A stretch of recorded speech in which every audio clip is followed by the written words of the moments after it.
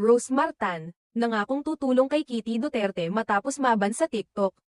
Pinaabot ni Rose Martan, isang negosyante at kilalang personalidad sa social media, ang kanyang suporta kay Veronica, Kitty, Duterte, ang bunsong anak ni dating Pangulong Rodrigo Duterte.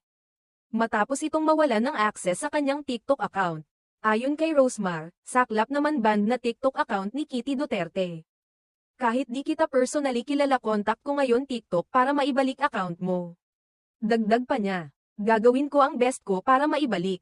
Ipinakita ni Rosemar ang kanyang malasakit kay Kitty at ipinagdiinan ang kanyang kagustuhang matulungan ang batang Duterte.